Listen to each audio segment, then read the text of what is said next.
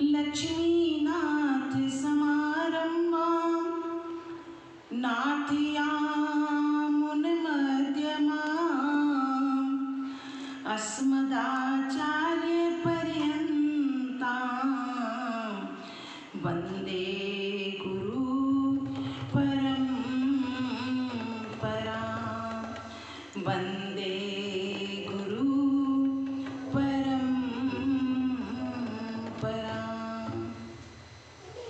सीता मेरी माते, पिता मेरे रघुनाथ, इन दोनों के चरणों में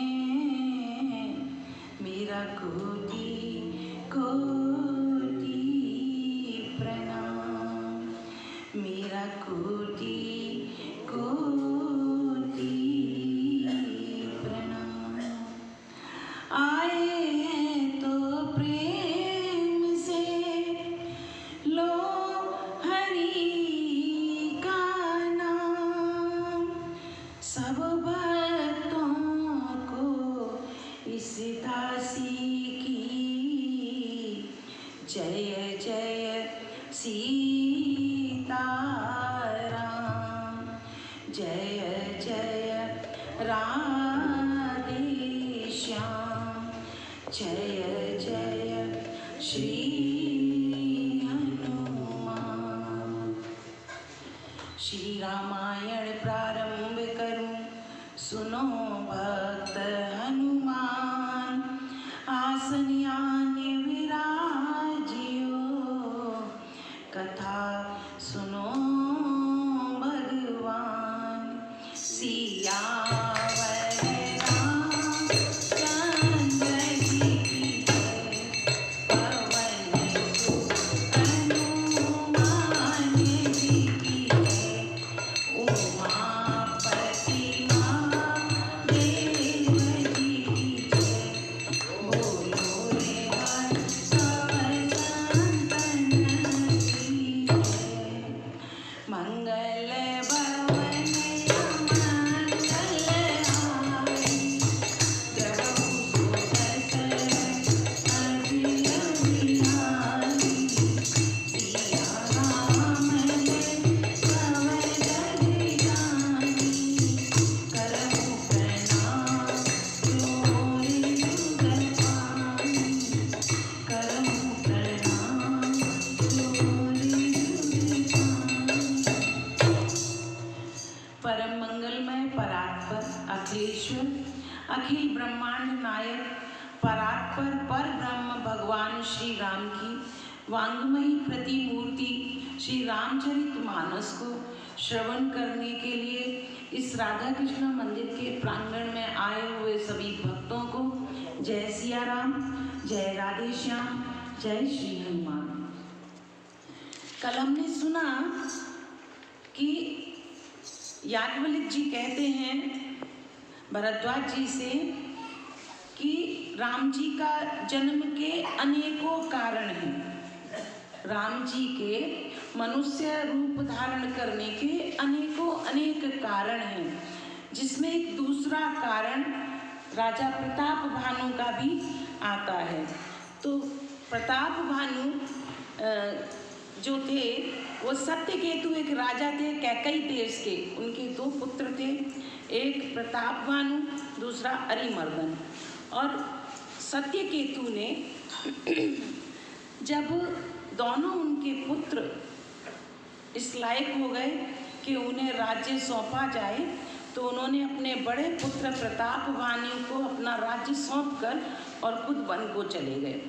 परंतु प्रताप भानु बहुत ही अच्छे तरह से राज्य करता था और उसने यहाँ तक कि सारी पृथ्वी को जीत लिया, सभी राजाओं को उसने जीत लिया। परंतु उसका राज्य बहुत अच्छा था, क्योंकि उसका जो मंत्री था वह धर्मरुचि नाम का था और सदैव भगवान में संलग्न रहता था। प्रताप भानु भी भगवान को बहुत मानने वाला और धर्म पर चलने वाला प्राणी था, तो उनका बहुत ही सुंदर राज्य चलने लगा। एक दिन वह आकेट की इच्छा से, शिकार की इच्छा से एक वन में गया और वहाँ उसने हिरणों का वध करके बाद में क्या देखता है कि एक भीमकाय सुअर उसे दिखाई दिया। वो इतना बलवान और इतना बड़ा था सुअर कि उसके जो दांत थे वह ऐसे लग रहे थे, प्रतीत हो रहे थे उसको जैसे वह मानो कि राहु हो और वह चंद्रमा को मुंह में दबाकर भागता हुआ चला जा रहा है। उसको देखकर उसके मन में ये हुआ कि इसका वध मैं अवश्य करूँगा। और उस करते करते उसके पीछे पीछे जब दौड़ने लगा और दौड़ते दौड़ते जब वह थक गया, उस सुअर ने क्या किया कि वह एक पर्वत की कंदरा में जाके छुप गया। तब देखा प्रताप भानु ने कि अब उसके पीछे नहीं मैं जा सकता, क्योंकि घोड़े के साथ वह किसी गुफा में तो नहीं घुस सकते थे, इसलिए वह निराश होकर वहाँ से लौटने लगे। जब लौटे तो थक चुका था और भूख से प्यास से सबसे दुखी हुआ और रास्ता भी भूल गया कि मैं किधर से आया था और मुझे किधर जाना है। वो जंगल में रास्ता भी भटक गया। उसको थोड़ी दूर पर जाकर एक कुटी नजर आई। एक कुटी जब नजर आई तो उसने कहा यहीं चलना चाहिए और तो कुछ दिखाई देता नहीं। जब कुटिया नजर आई तो जब गया तो वहाँ एक मुनि को देखा। मुनि को देखा और मुनि को देखने के बाद, खराब कर रहे हो तुम, ये कर क्या रहे हो आज? इसको कभी आवाज़ बंद कर देते हो, कभी आवाज़ चालू कर देते हो। वह एक जब मुनि नजर आया तब वह मुनि से जाके उन्होंने प्रणाम किया। और वो जो मुनि था वह असल में एक पुराना राजा था जिसको प्रताप भानु ने जीत लिया था और वह हार गया था। हारने के बाद वह वहाँ से भाग गया था और शर्म की वजह से वह वापस भी नहीं गया अपने देश में। और ना जाके उसने क्या किया कि वहीं जंगल में ही वह एक कपटी साधु का वेश बनाकर रहने लगा। परंतु वह जब उसने प्रताप भानु को देखा तो वह प्रताप भानु को पहचान गया कि ये प्रताप भानु राजा है। परंतु उसको मुनि का वेश धारण किए हुए देख के प्रताप भानु उसको पहचान नहीं पाया। आगे की कथा आज सुनिए। और भले ही नाचे आय सुधरि सीसा, बांधी सूरज तरु बैठ महीसा, लगबाहु बाँधि प्रसंग के उताई, चरण बंद निज भाग्य सराई, पुन बोले मृदु गिरा सुहाई, जानकी ताप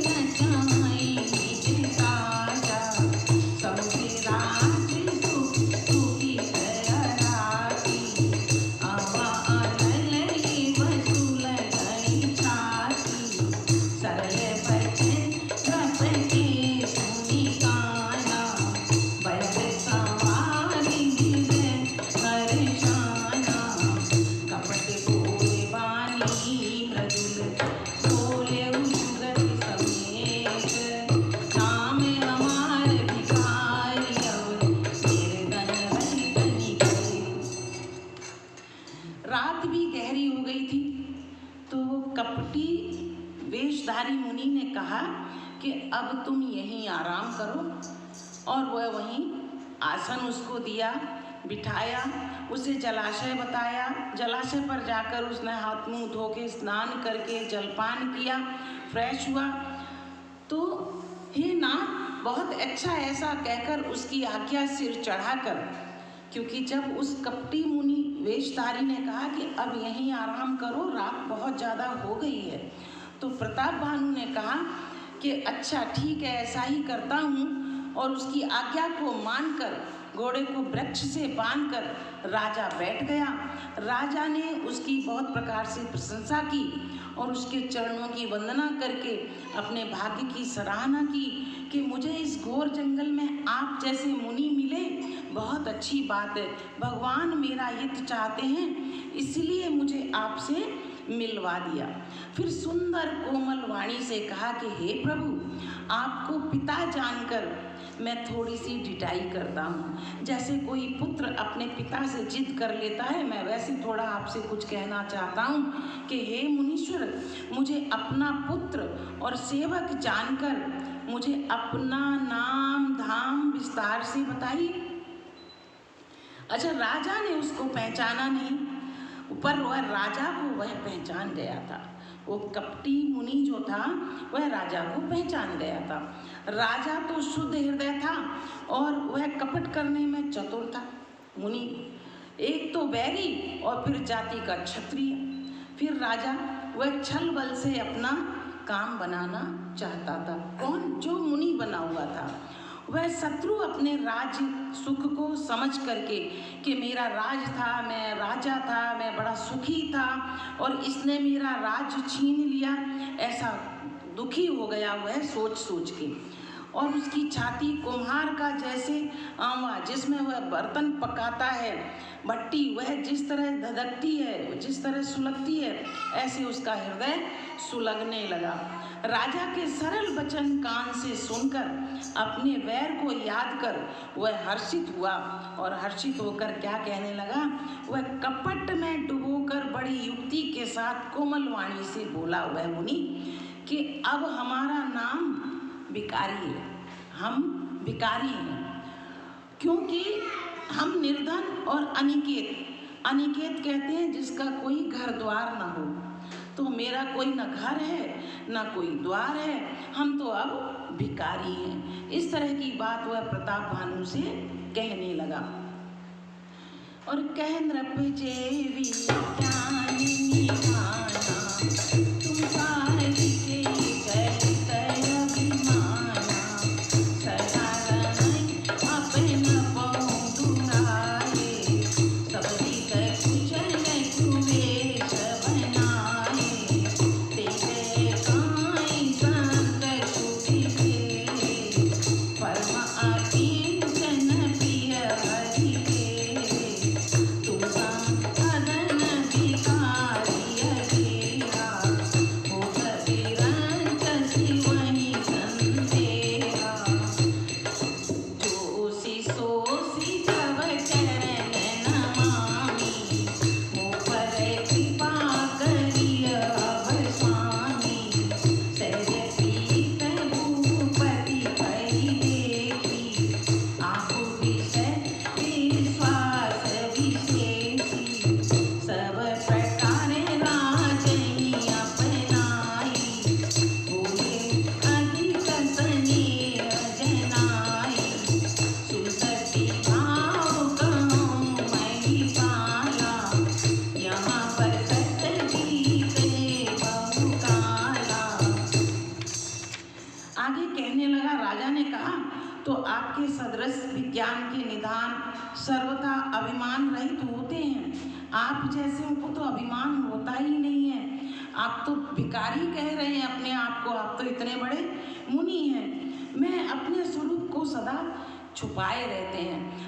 राजा हंसकर कहने लगा कि मैं अब समझ गया कि जो बहुत पहुँचे हुए बड़े अच्छे ऊंचे महात्मा होते हैं वो अपने को छिपा के रखते हैं, वो अपनी बड़ाई कभी नहीं करते। आप वैसे ही हैं, इसलिए आप अपने को भिखारी कह रहे हैं और कह रहे हैं कि मेरा तो कोई घर द्वार नहीं है, इसलिए मैं इस झोपड़ी में रहता हूँ। क्योंकि कुवेश बनाकर रहने में ही सब तरह का कल्याण है। प्रकट संत वेश में मान होने की संभावना होती है। जब पता चल जाए कि ये बहुत बड़ा संत है तो लोग उनकी आवभगत करने लगते हैं, उनकी पूजा अर्चना करने लगते हैं, उनके चरण छूने लगते हैं। तो आप इस तरह के संत हैं कि आप वो मान नहीं चाहते, राजा तो जैसा सच्चे हृदय का खुद था वैसा ही सामने वाले को समझ रहा था, बड़ाई करने लगा।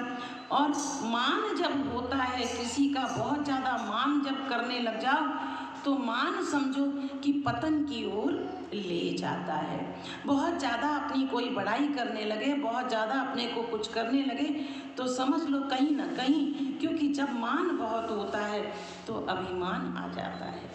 और अभिमान ऐसा हर एक जीव नहीं होता कि जिसे मान मिले फिर उसे अभिमान ना आए, क्योंकि हर एक जो पद मिलता है, जो प्रतिष्ठा मिलती है, उससे मान जरूर आ जाता है, अभिमान आ जाता है। तो आप उनमें के हो, इसलिए आप अपने को बहुत छोटा सा, बहुत तुच्छ बता रहे हो। इसी से तो संत और वेद पुकार पुकार कर कहते हैं कि अहंकार ना आए। इसलिए आप जैसे जो लोग हैं वो अपने को सदैव छोटा ही बताते रहते हैं, अपने को निर्धन भिखारी बताते रहते हैं। और ये वास्तविक संत वही संत होते हैं जो अपने को छोटा दर्शाते रहते हैं। बाद में कहता है प्रताप भानु कि आप जो हो सो हो, अर्थात आप जो कोई भी हो, मैं आपके चरणों में नतमस्तक हूँ, आपको बार बार नमस्कार करता हूँ। हे स्वामी, अब आप मुझ पर कृपा कीजिए। अपने ऊपर राजा की स्वाभाविक प्रीत देखकर वह कपटी साधु अंदर ही अंदर बड़ा प्रसन्न होने लगा कि ये पूर्णतया मेरे जाल में अब फंस ही गया। और सब प्रकार से राजा को अपने वश में करके, अपने वश में जानकर अधिक स्नेह दिखाता हुआ उसको ऐसे दिखाने लगा जैसे राजा को उससे ज़्यादा प्यार कोई करता ही नहीं है। बोला, हे राजन सुनो, मैं तुमसे सत्य कहता हूँ, मुझे यहाँ रहते हुए बहुत समय बीत गया। मैं तो इस जंगल में बहुत समय से रह रहा हूँ। अब लगी मोहे न मिले कोई, मैं न जनाबों खाऊं, लोक मान्यता अनल सम, कर तप तान निगाऊं। तुलसी देख सुबेश, भूलई पूरन पूरन, सुंदर के कई एक बचन, सिंहासन असन अहि। अब तक ना तो मुझसे कोई मिला, मैं तो बड़े टाइम से यहाँ रह रहा हूँ जंगल के अंदर, ना तो मुझसे कोई मिला और ना मैंने अपने को किसी पर प्रकट किया। अब जब तुझे कोई मिला ही नहीं तो प्रकट किसके ऊपर करते तुम? झूठ बोलने लगा। कहता है ना मुझे कोई मिला और ना मैंने अपने को कभी प्रकट किया, क्योंकि लोक में अग्नि के समान लोग होते हैं, किसी को अच्छा देखकर जलने लग जाते हैं। और तपरूपी बन को, और जब अहंकार ऐसा बढ़ने लगता है, सामने वाला जब जलने लगता है तो मैं ये समझता हूँ कि वहाँ का वातावरण जलने लग जाता है। तुलसीदास जी कहते हैं कि सुंदर वेश देखकर मूढ़ नहीं, मूढ़ ही है चतुर मनुष्य भी धोखा खा जाता है कभी कभी। क्योंकि हमने इस जीवन में भी अनेकों ऐसे साधु संत देखे हैं जिनके रूप में भ्रमित होकर हम धोखा खा जाते हैं, परंतु वह साधु नहीं होते, असाधु ही होते हैं। तो तुलसीदास जी कहते हैं कि रूप रंग देखकर बहुत से लोग ही धोखा खा जाते हैं। सुंदर मोर को देखो, उसका वचन तो अमृत के समान है और आहार सांप का है।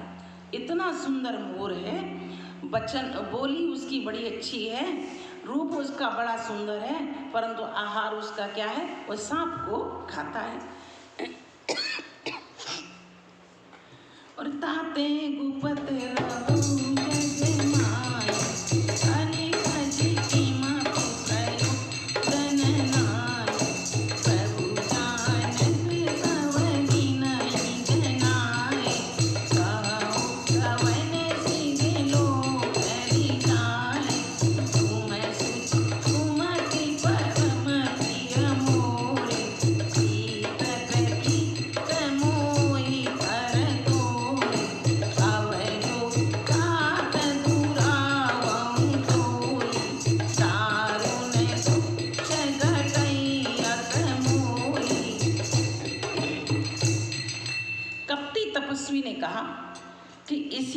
जगत में मैं छिपकर रहता हूँ, क्योंकि जलने वाले लोग बहुत होते हैं, इसलिए मैं इस जगत में छिपकर रहता हूँ। श्री हरि को छोड़कर किसी से कुछ भी प्रयोजन नहीं रखता। मैं सिर्फ भगवान से मतलब रखता हूँ, बाकी किसी से कोई मतलब नहीं रखता। प्रभु को तो बिना जनाए ही सब जानते हैं, प्रभु तो सबको जानते ही हैं। फिर कहो संसार को रिझाने से क्या सिद्धि मिलेगी, संसार को दिखावा करने से क्या फायदा है। इसलिए मैं तो छुप कर रहता हूँ यहाँ वन में, और किसी को अपना बताता नहीं हूँ कि मैं कौन हूँ, मैं क्या हूँ। तुम पवित्र और सुंदर बुद्धि वाले हो, तुम सुंदर लगते हो मुझे, बड़े पवित्र बुद्धि वाले हो, इससे तुम्हें मुझे बहुत ही तुमसे प्यार हो गया। तो मैं चाहता हूँ तुमसे कुछ छुपाना नहीं चाहिए। ऐसी चिकनी चुपड़ी हुए बातें करने लगा। हे तात, यदि मैं अब तुमसे कुछ छिपाता हूँ तो मुझे बहुत ही भयानक दोष लगेगा, मैं बहुत ही दोषी हो जाऊंगा। ऐसे करके वह प्रताप भानु को रिझाने लगा। और जिमे जिमे तापस कथई उदासा, जिम जिम लभई उपज विश्वासा, देखा पवस कर्म मन मानी, सब बोला आपस बद जानी, साम हमा एक तनु भाई, रप बोले उने से रुनाई, कहो नाथ अर्थ बखानी, कोई सेवक अति आपन जानी। आदि श्रेष्ठ उपजी गए, तबे उत्पत्ति भय मोर, नाम एक तन हेतु तेहि, देह न धरी बहुत। अब मीठी मीठी बातें करता हुआ कहने लगा, क्यों ज्यों ज्यों वह तपस्वी उदासीनता की बातें कहता था, त्यों त्यों राजा को विश्वास और ज़्यादा बढ़ता चला गया कि ये तो बहुत ही पहुंचा हुआ कोई महात्मा है। अब उस बगुले की तरह ध्यान लगाने वाले कपटी मुनि ने राजा को कर्म मन और वचन से अपने वश में जान लिया जाए। जब उसने कर लिया अपने वश में बिल्कुल राजा को, तब वह बोला कि ये भाई आप तुमने, क्योंकि राजा ने भी बात उससे छुपाई है, कल के प्रसंग में था, उसने बोला था कि प्रताप भानु अपना नाम नहीं बताया, उसने कहा कि मैं एक प्रताप भानु राजा है, मैं उसका मंत्री हूँ। अब राजा लोग तो इसलिए छुपाते हैं कि राजा जहाँ तहाँ अपनी पहचान नहीं बताते, परंतु वह कपटी वेशधारी जानता था कि यह राजा प्रताप भानु है। तो अब वह कपटी वेशधारी मुनि बोलता है कि मैं अब तुम्हें अपनी सारी बात बता देता हूँ, यदि नहीं बताऊंगा तो मुझे बहुत बड़ा पाप लगेगा। जब ये सृष्टि उत्पन्न हुई थी, जब ये सृष्टि उत्पन्न हुई थी, तब मैं उत्पन्न हुआ था, तब मैं उत्पन्न हुआ था, और तब से अब तक मेरा वही शरीर है। मेरा शरीर ना मतलब मैं मरा नहीं, मेरी कुछ नहीं हुआ। तो जब सृष्टि शुरू हुई थी तब मुझे जो शरीर मिला था वही शरीर मेरा अब तक चल रहा है, इसलिए मेरा नाम एक तनु है। मैं एक तनु हूँ क्योंकि मेरा तन एक ही है तब से, इसलिए मेरा नाम एक तनु है। और ऐसा कहते हुए आगे कहता है कि जने अचरज करहूँ मन भाई, सबके दुर्लभ कछु नाई, तपवल के जग सजई विधाता, तपवल विष्णु भय परिताता, तपवल शंभु करई संगारा, तपते अगम न कछु संसारा, पै न पै सुने अति अनुरागा, तथा पुरातन कहे सुलागा। हे पुत्र, अब वह मुनि कहता है कि हे पुत्र, मन में आश्चर्य मत करना इस चीज का, मन में आश्चर्य मत करना। तप से कुछ भी दुर्लभ नहीं है। तप करो तो सब मिल जाता है। अपने को वह ये दिखा रहा है कि मैं बहुत बड़ा तपस्वी हूँ। तप से कुछ भी दुर्लभ नहीं है। तप के बल से ब्रह्मा जगत को रचते हैं, ब्रह्मा जी जगत को रचते हैं, और तप के ही बल से विष्णु संसार का पालन करते हैं। अब अपनी बराबरी यहाँ पे वह ब्रह्मा और विष्णु से कर रहा है कि ब्रह्मा जी संसार रचते हैं और विष्णु जी उसका पालन करते हैं। तप ही के बल से रुद्र संहार करते हैं। संसार में कोई ऐसी वस्तु नहीं है जो तप से न मिल सके। यह सुनकर राजा को बड़ा अनुराग हो गया और ज़्यादा जैसे जैसे वह कपटी मुनि बातें करता रहता है, राजा को उस पर विश्वास बढ़ता रहता है। राजा उसके मोह जाल में फंसता जाता है। तब वह तपस्वी पुरानी कथाएं कहने लगा और कर्म धर्म इतिहास अनेका करहि निरूपण गिरथ विवेका उदभव पालन प्रलय कहानी कैसी अमित आचरण बतानी सुने महीप पाप बस भयो आपन नाम कहन तब लयो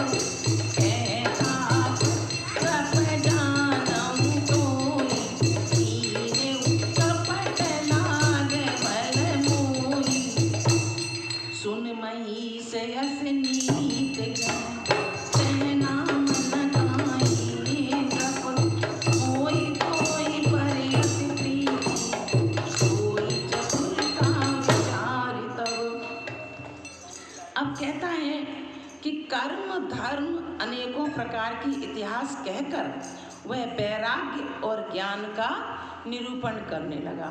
ऐसे लगने लगा कि पता नहीं उससे बड़ा कोई ज्ञानी है ही नहीं।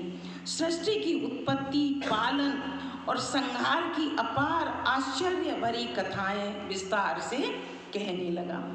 राजा सुनकर उस तपस्वी के बस में हो गया और तब जब उसे अपना नाम बताने लगा कि मैंने पहले झूठ बोला था कि मैं प्रताप भानु एक राजा है, उसका मैं मंत्री हूँ, तो मैं मंत्री नहीं हूँ, मैं स्वयं राजा हूँ। जब ऐसा राजा बताने लगा तो तपस्वी ने कहा, राजन मैं तुम्हें जानता हूँ, तुमने कपट किया, यह मुझे अच्छा लगा। किस लिए अच्छा लगा? कि हे राजन सुनो, तुम नीति है कि राजा लोग, ये एक नीति है राज्य की कि राजा लोग जहाँ तहाँ अपना नाम नहीं बताते, न कहते हैं। तुम्हारी चतुराई समझकर तुम पर मेरा बड़ा प्रेम हो गया है। तुम कम से कम राजा को इतना ही होशियार होना चाहिए। मैं तुम्हारी ये होशियारी देखकर तुम पर अत्यंत प्रसन्न हूँ। और नाम तुम्हारे प्रताप दिनेशा, सत्य केतु तव पिता नरेशा, सुर प्रसाद सब जानिय राजा, कहिय नयापन जानिय साजा, एक तात तेज सुनाई, प्रीत प्रतीत नीक निपुनाई, उपरि परि ममता मन मोरे, गाँव कथा निज पूछे तोरे, अवकथन संशय नाई, मांग बहु भाव मन माई, सुनि सुवचन भूपति हर्षाना, कहि पद विनय कीन विधि नाना। तुम्हारा नाम प्रताप भानु है, हे राजा मैं तुम्हें जानता हूँ। महाराज सत्य केतु तुम्हारे पिता थे। हे राजन, गुरु की कृपा से सब जानता हूँ। मेरे ऊपर मेरे गुरु की इतनी बड़ी कृपा है कि मैं सब कुछ जानता हूँ, पर अपनी हानि समझकर कहता नहीं। मेरी हानि क्या कि लोग मुझे जान जाएंगे, फिर मेरा मान सम्मान करने लगेंगे। जब मेरा मान सम्मान होने लगेगा तो मैं पतन की तरफ ना चला जाऊं, इसलिए मैं किसी को बताता ही नहीं हूँ। तात तुम्हारा स्वाभाविक सीधापन देखकर, मुझे विश्वास और नीति में निपुणता देखकर मेरे मन में तुम्हारे ऊपर बड़ी ही ममता उत्पन्न हो गई है, इसलिए मैं तुम्हारे पूछने पर अपनी कथा कहता हूँ। अब मैं प्रसन्न हूँ, इसमें संदेह न करना। हे राजन, जो मन को भावे वही मांग लो। सुंदर वचन सुनकर राजा हर्षित हो गया और मुनि के पैर पकड़कर उसने बहुत प्रकार से विनती करने लगा।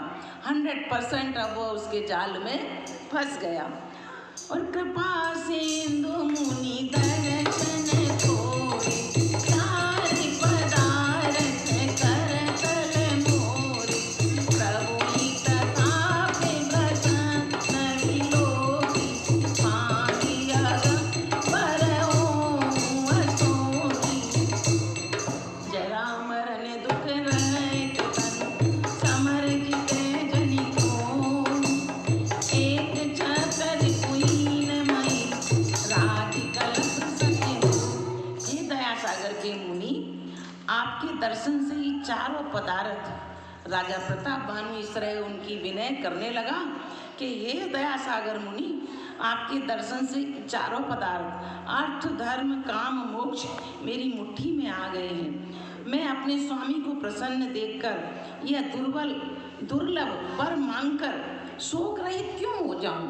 मैं कुछ भी मुझे नहीं चाहिए आपसे, क्योंकि मुझे तो ऐसा लगता है कि आप जैसे मुझे महात्मा मिले, आप जैसे मुझे मुनि मिले तो मुझे अर्थ धर्म काम और मोक्ष सब की प्राप्ति हो गई है।